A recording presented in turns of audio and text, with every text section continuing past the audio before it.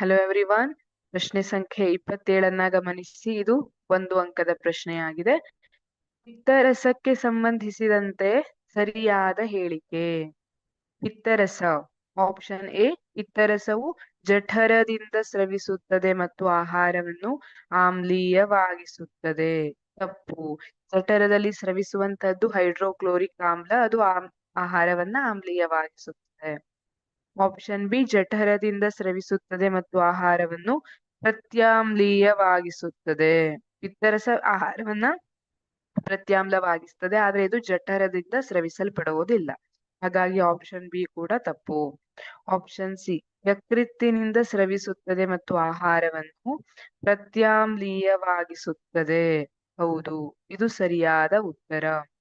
ಯಕೃತ್ತಿನಿಂದ ಪಿತ್ತರಸ ಸ್ರವಿಸಲ್ಪಡ್ತದೆ, ಅದು ಆಹಾರವನ್ನ ಪ್ರತ್ಯಾಮ್ಲೀಯವನ್ನಾಗಿ ಮಾಡುತ್ತೆ. ಆಪ್ಷನ್ ಡಿ, ಯಕೃತ್ತಿನಿಂದ ಸ್ರವಿಸುತ್ತದೆ ಮತ್ತು ಆಹಾರವನ್ನು ಆಮ್ಲೀಯವಾಗಿಸುತ್ತದೆ. ತಪ್ಪು. ಹಾಗಾಗಿ ಸರಿಯಾದ ಉತ್ತರ ಆಪ್ಷನ್ ಸಿ, ಯಕೃತ್ತಿನಿಂದ ಸ್ರವಿಸುತ್ತದೆ ಮತ್ತು ಆಹಾರವನ್ನು ಪ್ರತ್ಯಾಮ್ಲೀಯವಾಗಿಸುತ್ತದೆ. Thank you.